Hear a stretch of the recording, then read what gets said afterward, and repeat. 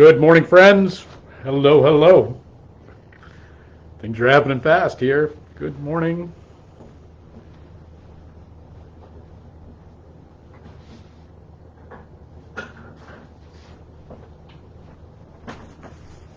I pray you are well this morning and things are uh, keeping cool on your end. We are in the midst of one of the big summer heat waves here.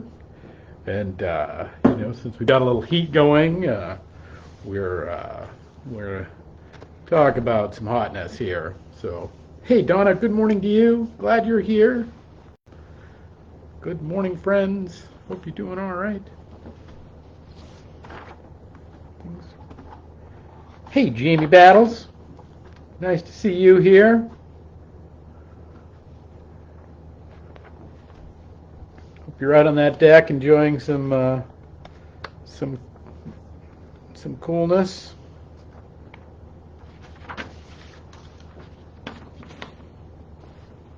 Hi, Phyllis. Hope you're doing great. On time for once. Great to see you.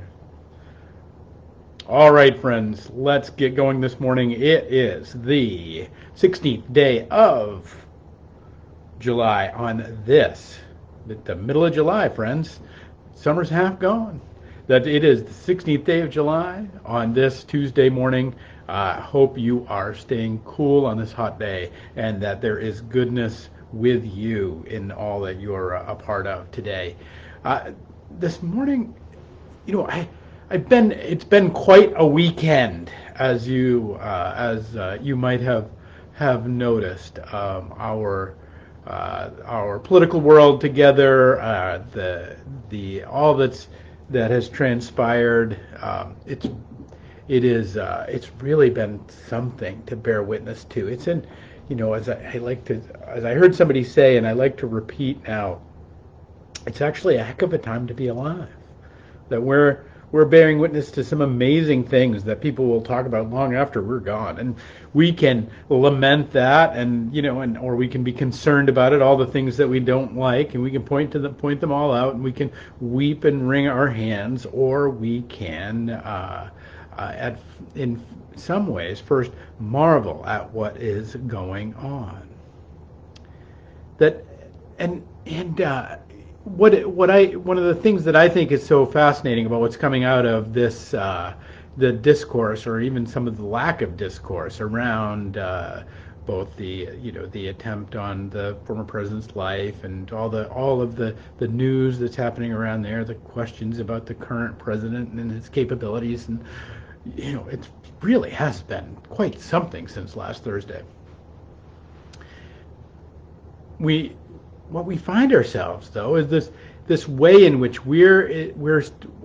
that conversations are either happening or not happening, or discourse is happening or not happening around what I find so fascinating as this in this superbly, like, I'll put it this way, this superbly contemptible way that we really have managed to kind of become artists at in our discourse at kind of holding our contempt for others and kind of pouring it out on them as we so desire. The people we agree with, the people we don't agree with, the things that we like, the things that we don't like, the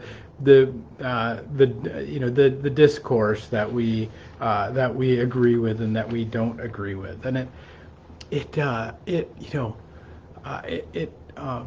it reminded me of the line that came from Dickens's novel. It was the best of times and the worst of times. But if you go through that soliloquy, he says, we were all headed straight to heaven, and we were all going down to hell. That there was this way in which that we find ourselves in such a time, and it got me thinking about this line from the 5th chapter of Matthew, which is part of Jesus's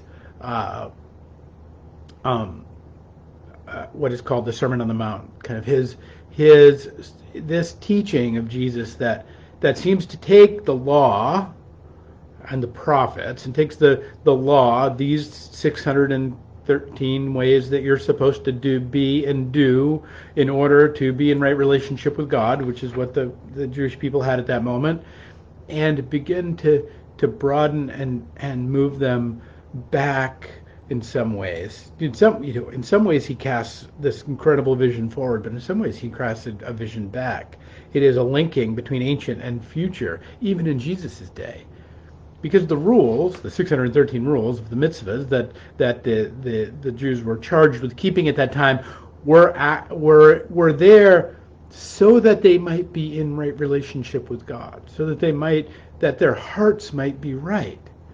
Now, the great criticism of them was that their hearts they were mimicking and they were monkeying the things on the externals. They were driving inside the lines, but they refused in many ways to let their hearts be changed, or to let those rules and what the place that those rules were supposed to draw them straight to heaven they had resisted and were breaking. And so this is what Jesus is preaching into when he gets to this 5th chapter, and he says this: you've heard people say long ago, you shall not murder. Again, see, he's going back to those rules, and he's saying, what's going on with that?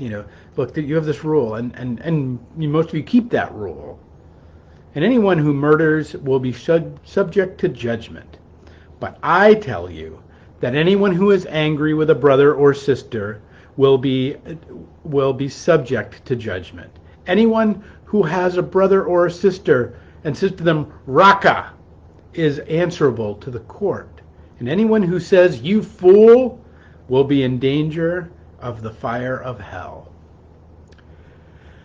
Which got me to the point of what all of that is prelude. I tell you that to tell you this, with all this prelude to get to this point of this idea of the fire of hell. We seem to be quite quick to mete out the fires of hell on people that we don't agree with, or to kill in our heart, if you will, and commit this kind of murder that Jesus is talking about. But when Jesus uses this phrase, the fire of hell, it is not what our good 19th century tambourine banging Baptist friends would say, you're going to burn. That great story of a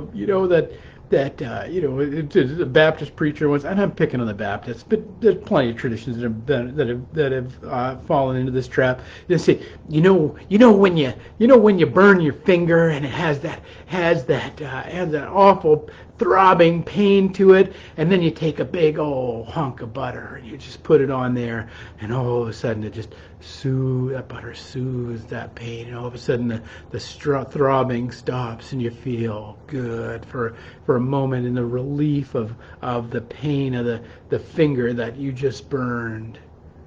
And the preacher would turn and say, well, there's no butter in hell. I always get a kick out of that one. It always makes me laugh, and it's just, well, because it is the absolute misunderstanding of what Jesus is talking about. When Jesus is talking about the fires of hell, he's talking about a place called Gehenna, which was just down the road from where he was talking about. It is the southwestern part of Jerusalem, which was the garbage dump. And in the garbage dump, there were these places where, as you can imagine, a garbage dump in the ancient world, without refrigeration, in a time, by the way, of a lot of sacrifice, without kind of segregated slaughter yards, the dumping grounds. The dump wasn't a place where you went to get, where you tried to find an outsized bike for your kid, or where you dumped off the bike that your kid outgrew. It was a place of real kind of fecundity and dirt and grotesqueness, and there would be fires that would burn there because they would burn some of this material, and that these fires would burn there continually in the midst of the stench, in the midst of the dirt. He says you're going to end up in a spiritual state that looks like this if you keep keeping this contempt in your heart. Jesus stops talking about the rules. Don't hit anybody in the head with a hatchet. A pretty good rule. But that's not the point. The point is if we're in the business of cultivating contempt in our heart, we're putting ourselves in a place where, if the chance arose, maybe we would hit him in the head with a hatchet. But the hitting him in the head with a hatchet is that's the last place on the train, on the train. That's the last stop on the train. That's Wonderland, man. If you know the Boston Tea, next stop Wonderland. That's the end of the line. Jesus is inviting us to come back and back again, and to say, think about that, because if you do this, you're risking the fires of hell.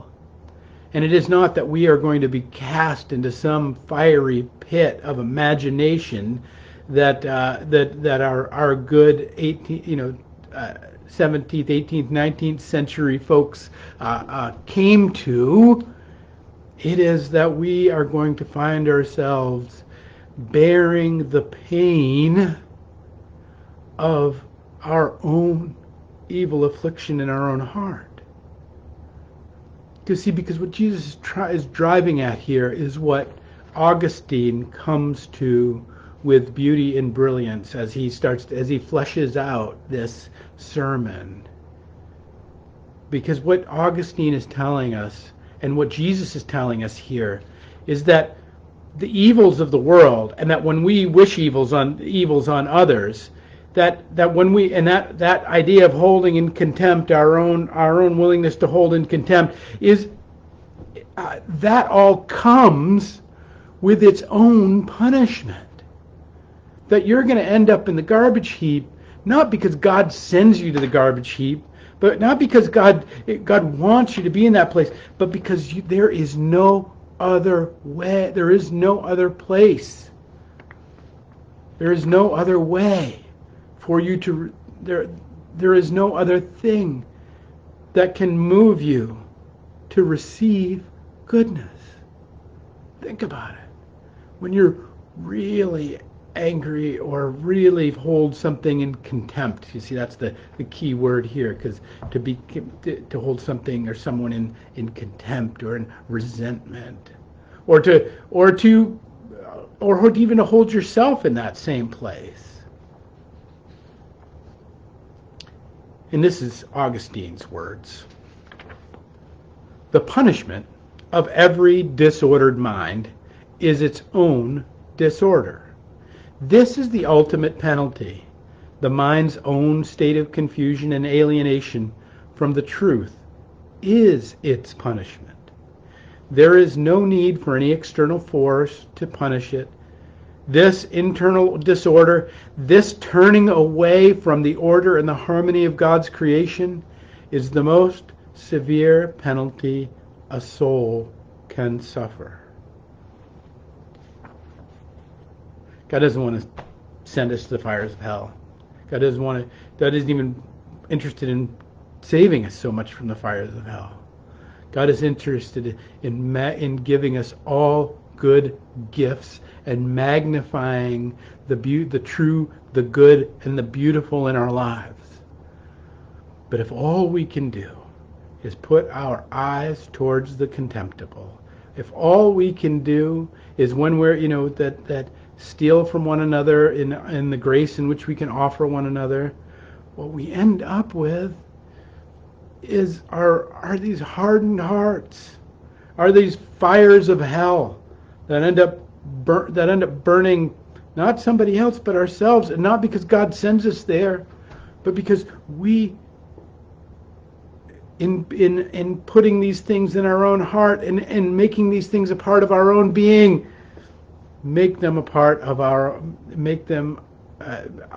suffer the very punishments that come with them. The great G.K. Chesterton said this. He said, "Hell is God's greatest compliment to the reality of human freedom and the dignity of human choice."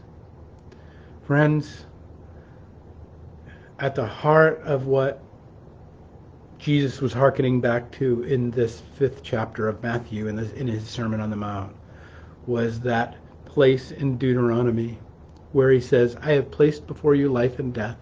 I have placed before you blessing and curse. Choose life. Choose blessing." And that God's great gift to us is not that if we don't walk the fine line, he will burn us up in ash in a painful way. That has been a wrong understanding of the church for a long time. We should be in awe, and that does not mean we should not fear the fires of hell, but we should not attribute them to God. We should attribute them to our own unwillingness, our own inability sometimes to climb out of the garbage heap, to get our own ability not to have ourselves set on fire, but to set ourselves on fire. Friends, my hope for you these days, I hope for you for this hour, as this, we are not done. As these weeks unfold and whatever comes in these days ahead in terms of violence or political intrigue and the way the ripples that has in terms of relationships and in terms of the wider world of our life together, choose life, choose blessing, choose magnanimity, that beautiful and highest of virtue. Hope for the goodness of all things and all peoples. Understanding that God's not going to hunt you down and punish you. That God's not waiting around a corner to leap on you. But the fires of hell are the things that would break our hearts and our minds, that would put us into disordered states, and that would allow us to come and experience the punishment of that. And that, in its real and true and deep way, is maybe God's greatest sorrow for us all. Friends, choose life. Choose goodness. Choose wondering over certainty. And maybe hold this time that we find ourselves not in a death grip of we have to get it right, or we have to insist on the virtuous, or it is not true, but hold it with the grand adventure of a God who has conquered all death, who has conquered all flames of hell, and seeks to bring us the true, the good, and the beautiful, and the abundant life. And that we might be able to hold this time with a wondering of, I wonder what God is going to do with this.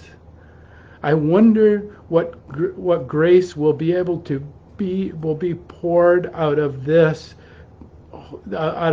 tragedy and this struggle and this difficulty. I wonder what angels will appear to tend the wounds of this moment and this thing. We can live in such a way. We can say, what an amazing time it is to be alive. If we but call upon Christ, if we but call upon the true, the good, and the beautiful in our life and place it before us and nurture it and live into it and not let that little devil that lurks around the corner fill our hearts with contempt and the raka and the angry and maybe the despair and the loss and the uncertainty and the fear and all of those things that when they take residence in us come bearing their own punishment. Friends, that's my hope for all of you in this extraordinary time that we find ourselves. And I am blessed and graced to be on this journey with all of you, that we may live in life and blessing in this life of abundance that God has for us. Peace and grace to you all, friends. I just want to say hi to everybody who's here. Jane, Karen, good morning to you. Good morning, everybody that has come in. I hope you have a fantastic and cool day on this scorcher of a day, and that you may reject the fires of hell. Peace and grace to you, my friends, and we'll pick it up tomorrow with another 11:11.